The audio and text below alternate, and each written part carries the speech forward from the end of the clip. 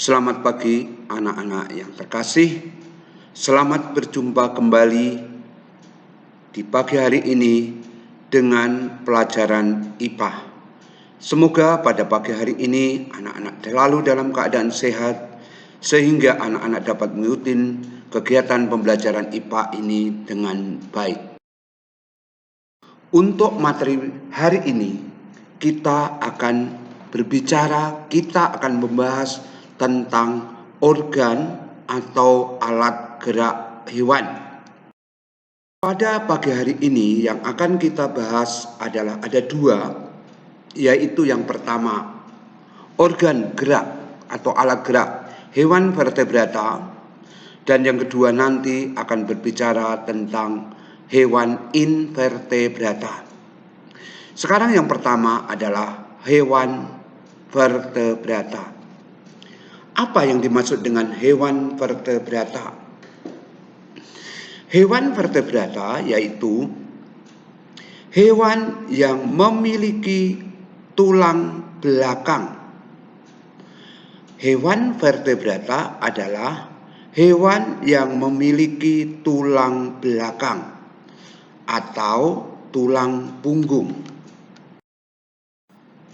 Contoh-contoh hewan vertebrata dibedakan menjadi 5. Yang pertama adalah jenis ikan. Ikan biasanya hidup di air dan bernapas dengan insang, berkembang biak dengan bertelur, dan tentunya alat geraknya adalah sirip. Yang kedua adalah hewan amfibi. Hewan amfibi adalah hewan yang dapat hidup di dua alam, di darat maupun di air. Ciri ikan yang lain adalah berdarah dingin, bernapas dengan paru-paru, dan insang. Contoh hewan amfibi adalah katak. Yang ketiga adalah reptil. Reptil adalah hewan melata yang berdarah dingin dengan ciri-ciri memiliki sisik yang menutupi tubuhnya. Contoh hewan reptil adalah kadal, buaya, dan ular. Yang keempat adalah burung. Dalam bahasa Latinnya aves. Burung yaitu hewan yang seluruh permukaan tubuhnya ditutupi bulu, dan sebagian besar burung dapat terbang.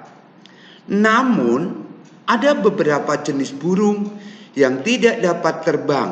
Misalkan contohnya yang ada di sekitar kita: itik, ayam, dan angsa. Yang kelima adalah hewan mamalia. Hewan mamalia atau mungkin yang disebut, yang dapat kita pahami dalam kehidupan sehari-hari, hewan yang menyusui anaknya. Pengertiannya adalah hewan yang memiliki kelenjar susu, biasanya berdarah panas. Hewan mamalia ada yang hidup di darat, misalkan sapi, kerbau, monyet, gajah, anjing, kucing, dan lain-lain. Dan ada pula mamalia yang dapat hidup di laut atau di air, misalkan paus, lumba-lumba, dan duyung. Selanjutnya kita akan berbicara bagaimanakah organ-organ gerak pada hewan vertebrata tersebut. Yang pertama adalah ikan. Ikan tadi dikatakan bahwa ikan memiliki ciri bersisik maupun tidak bersisik. Semua ikan bergerak dengan cara berenang. Walaupun mungkin kita menyadari saat ikan di darat, saat kita melihat ikan ditangkap, ikan menggelepar-gelepar. Tetapi pada ciri umumnya ikan adalah berenang. Walaupun jenis ikan berbeda, memiliki sisik dan tidak memiliki sisik, tetapi memiliki kesamaan organ gerak. Perhatikan gambar berikut. Gambar ikan lele, contoh ikan yang tidak bersisik. Contoh ikan mas, gambar ikan yang berbisik. Kedua ikan tersebut perhatikan sungguh-sungguh bentuknya. Agar mudah bergerak di air, ikan-ikan di atas memiliki bentuk tubuh yang aerodinamis atau streamline. Gunanya untuk apa aerodinamis atau streamline? Gunanya untuk mengurangi hambatan ketika bergerak di air. Alat gerak ikan itu adalah ekor, sirip perut, dan lain sebagainya. Tetapi ekor dan sirip ekor yang lebar adalah alat gerak yang utama dengan gerakan ikan ke depan. Sedang sirip-sirip tambahan hanya berguna untuk mencegah gerakan yang tidak diinginkan. Misalkan ada arus yang kuat, dia berenang pada arus yang tidak sesuai dengan keinginan ikan. Yang kedua, organ gerak reptil. Tadi dikatakan bahwa reptil adalah termasuk vertebrata, hewan yang bertulang belakang, yang melata dan sebagainya. Dan sebagian berkaki 4. Memiliki sisik yang menutup tubuhnya, berdarah dingin, kaki pendek, dan ekor panjang. Reptil berjalan dengan melata. Kebanyakan reptil berjalan dengan melata. Melata itu apa? Merayap dengan bagian perutnya menempel di tanah. Tetapi ada jenis reptil yang tidak melata. Contohnya ular. Ular bergerak itu bukan dengan melata, tetapi dengan mengerutkan tubuhnya. Sekali lagi, ular itu tidak berjalan dengan kaki, tetapi dengan cara mengerutkan otot-otot tubuhnya, kontraksi dan relaksasi. Selanjutnya kita bicara tentang organ gerak amfibi. Contoh amfibi tadi adalah katak. Bagaimana katak dapat bergerak? Organ gerak katak tersusun atas 3 kelompok, yaitu tulang kepala, tulang badan, dan tulang anggota gerak. Kita menyadari bahwa katak adalah pelompat yang baik. Kenapa pelompat yang baik? Perhatikan katak. Karena tungkai pada katak itu panjang. Dan otot-otot yang baik sehingga dapat berkontraksi dan berelaksi dengan baik. Untuk berenang, katak memiliki selaput renang pada tungkainya sehingga dia menjadi perenang yang baik.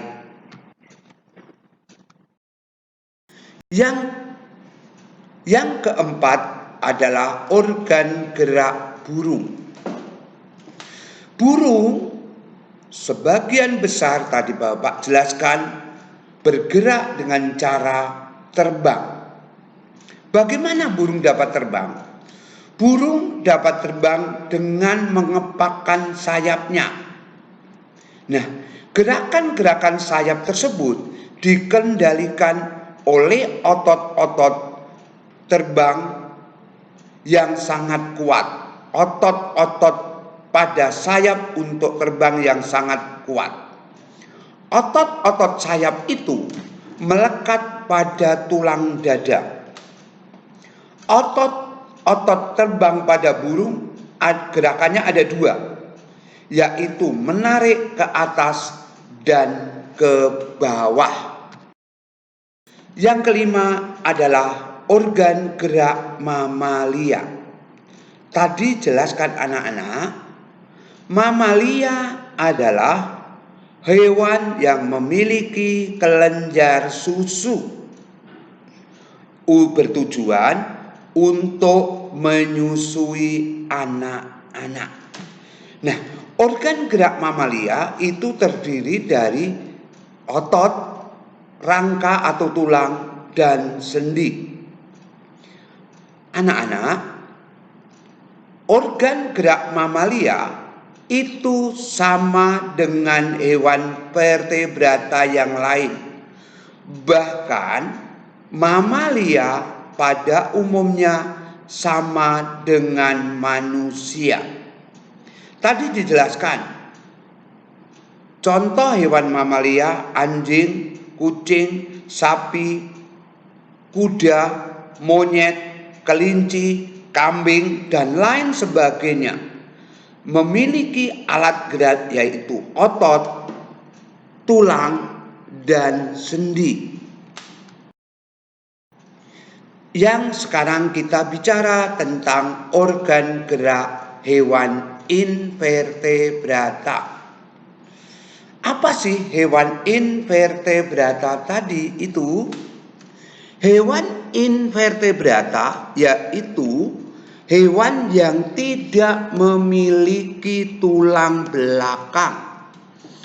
Hewan yang tidak memiliki tulang punggung. Contoh-contoh hewan invertebrata adalah serangga, ubur-ubur, cumi-cumi, cacing.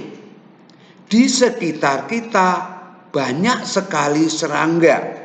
Jadi di sini jenis-jenis serangga itu ada contohnya: kupu-kupu, jangkrik,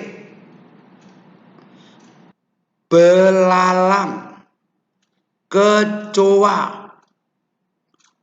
lipas, dan lain sebagainya. Itu contoh-contoh serangga. Masih banyak lalat, nyamuk, dan sebagainya. Itu contoh-contoh serangga. Di sini hanya Bapak tulis serangga, tetapi anak-anak harus tahu bahwa serangga itu banyak di sekitar kita. Dari sekian banyak invertebrata, organ gerak pada hewan ini adalah otot. Bagaimana otot invertebrata dapat menjadikan gerakan-gerakan? Yaitu dengan cara kontraksi dan relaksasi. Dengan cara menegang, otot-otot menegang, dengan cara mengendor. Itu adalah gerakan-gerakan hewan invertebrata. Perhatikan sekarang, ini lebih Pak Guru jelaskan bagaimana cara gerak hewan invertebrata. Hewan invertebrata tadi bergerak dengan cara mengendorkan, yaitu dengan cara relaksasi otot dan dengan cara mengencangkan atau kontraksi otot. Gerakan-gerakan relaksasi dan kontraksi otot pada hewan invertebrata itu ada dua, searah dan berlawanan. Hewan invertebrata jenis serangga memiliki organ gerak kaki dan sayap. Namun kaki dan sayap itu tidak bertulang sehingga dapat bergerak ini karena murni gerakan otot. Anak-anak, tadi Bapak jelaskan tentang bagaimana organ gerak pada hewan vertebrata maupun hewan invertebrata. Untuk selanjutnya, Bapak akan melanjutkan menjelaskan tentang bagaimana kelainan pada tulang, dan cara mengatasi kelainan tulang manusia dan bagaimana cara mengatasi. Belum bosan kan anak-anak? Tetap menyimak ya. Kita akan membahasnya.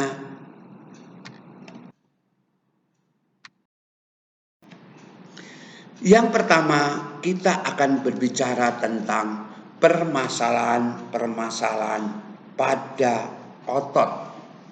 Mengapa kita bahas tentang otot? Karena organ gerak aktif kita adalah otot, bukan tulang, bukan rangka atau sendi. Maka permasalahan yang hari ini kita bahas adalah permasalahan otot. Permasalahan otot yang sering kita rasakan sehari-hari ada 3. Yang pertama adalah permasalahan otot kaku dan pegal. Yang kedua nanti yaitu permasalahan otot terkilir atau kesleo. Dan yang ketiga permasalahan otot yaitu kram. Sekarang yang pertama kita bahas permasalahan otot kaku dan pegal. Otot kaku dan pegal dipengaruhi oleh beberapa faktor. Yang pertama adalah karena cedera atau trauma otot disebabkan karena benturan. Ini yang sering terjadi. Kita main bola, kita jatuh dari sepeda, dan lain sebagainya. Apabila kita ada benturan, biasanya terjadi trauma otot.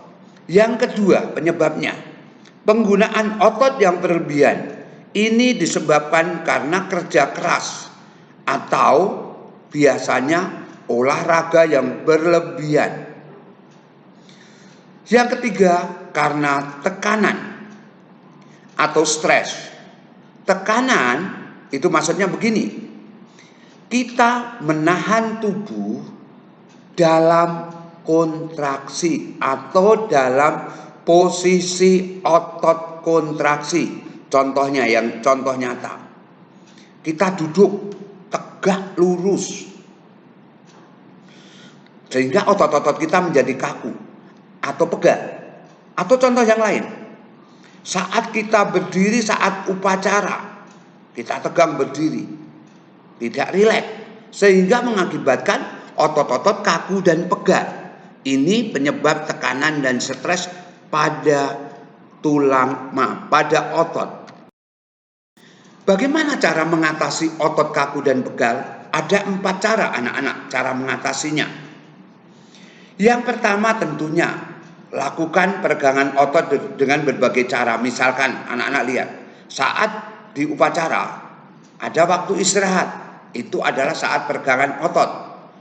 Saat mau olahraga, kita pasti ada namanya peregangan otot. Supaya apa? Tidak terjadi otot kaku dan pegal. Yang kedua, menggunakan obat pereda. Obat-obat pereda itu misalnya yang kita temui dalam kehidupan sehari-hari dan ada di rumah. Misalkan kalau kita otot kaku atau pegal, kita menggunakan balsam atau balsem. Terus kita tempeli koyo. Balsem dan koyo adalah obat pereda otot kaku dan pegal. Yang ketiga adalah kita kompres dengan air hangat. Mengapa dengan air hangat? Karena air hangat dapat merelaksasi otot. Sekali lagi, air hangat dapat merelaksasi otot. Yang keempat, kita dengan minum air putih yang banyak. Alasan kenapa air putih kita harus minum air putih yang banyak? Berapa sih kita air putih yang banyak? Aturannya itu ada di mata pelajaran olahraga ada. Paling enggak 3 liter. Ternyata air putih itu dapat melarutkan asam lemak, di mana asam lemak itu yang membuat otot kaku dan pegal. Selanjutnya kita bicara yang kedua adalah kesleo atau terkilir. Kesleo atau terkilir itu adalah contoh dari cedera otot. Anak-anak pernah terkilir? Anak-anak pernah kesleo? Bagaimana cara mengetahuinya? Nah, anak-anak secara dunia kedokteran atau orang mengatakan secara medis, terkilir itu ada dua pengertian, yaitu sprain dan strain. Apa itu strain? Apa itu sprain? Sprain adalah cedera otot yang terjadi pada regangan yang berlebihan atau terjadi robekan pada ligamen dan kapsul sendi. Apa ligamen? Buka di Google, ligamen itu apa? Anak-anak ini. Apa kapsul? Buka di Google, ada. Sekarang strain apa? Perbedaan dengan sprain itu sama-sama regangan yang berlebihan, terjadi robekan. Namun perbedaannya, kalau sprain tadi terjadi pada ligamen dan kapsul sendi, sedang pada strain itu pada otot dan tendon.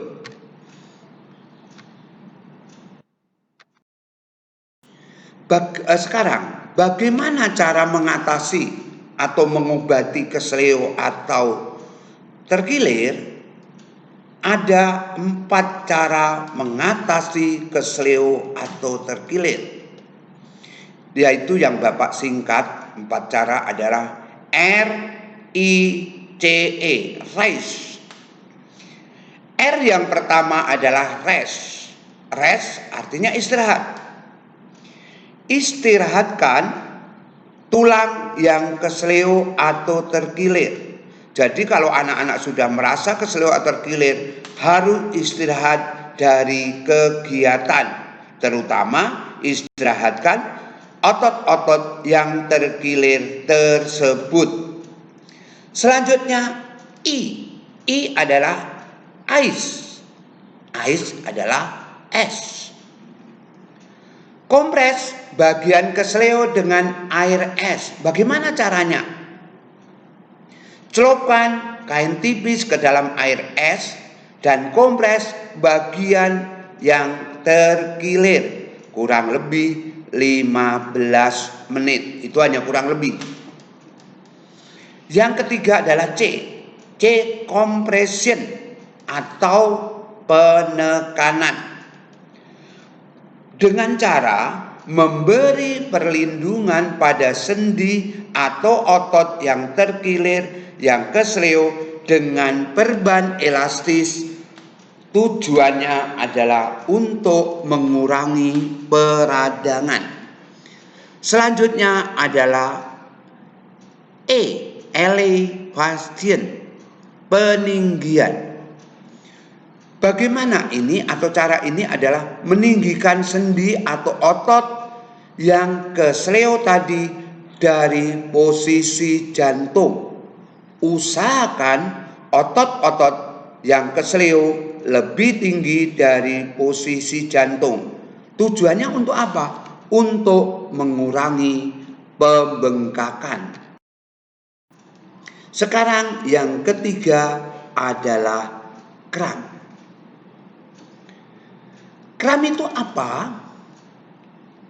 Kram adalah pengerutan pada otot yang datang secara tiba-tiba. Sekali lagi, kram adalah pengerutan pada pengerutan pada otot yang datang secara tiba-tiba. Penyebabnya ada 5. Coba perhatikan, penyebab dari kram itu ada 5. 1. Aliran darah ke otot yang tidak lancar atau berkurangnya aliran darah.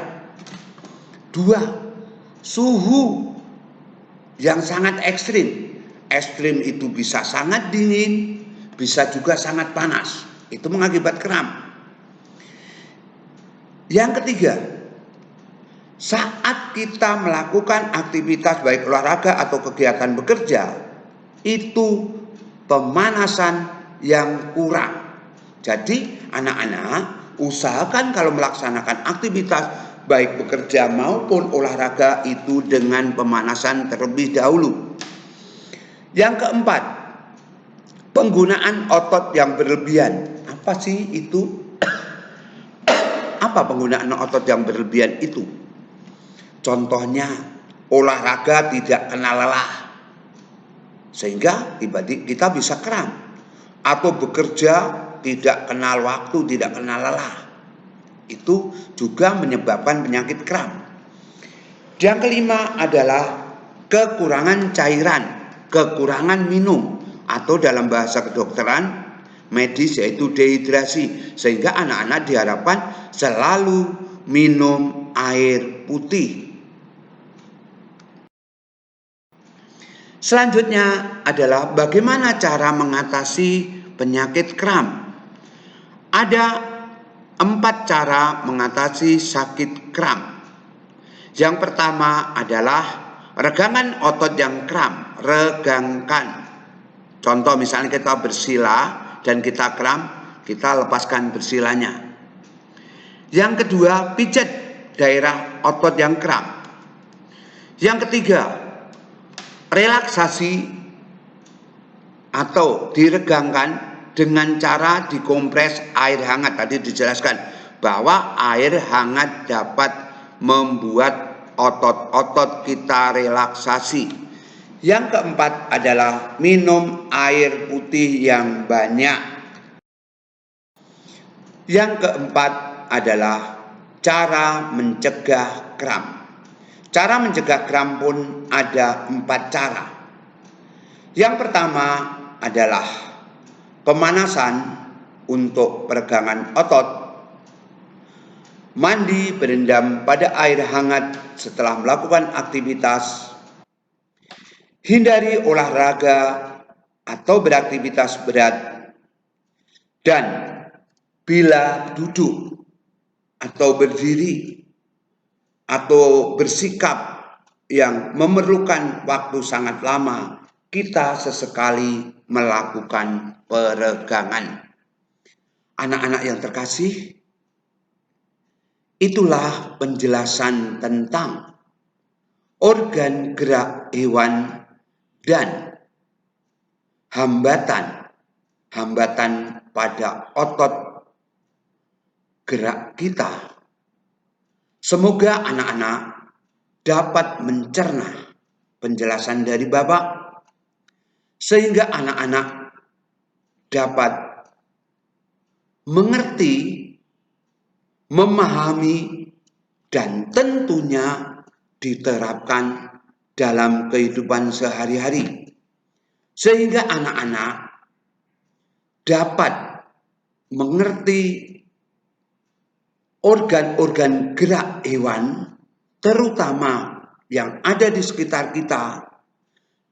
Apalagi anak-anak mengerti pula bila mengalami gangguan pada organ gerak kita, pada otot, bagaimana mencegah, bagaimana cara mengobatinya.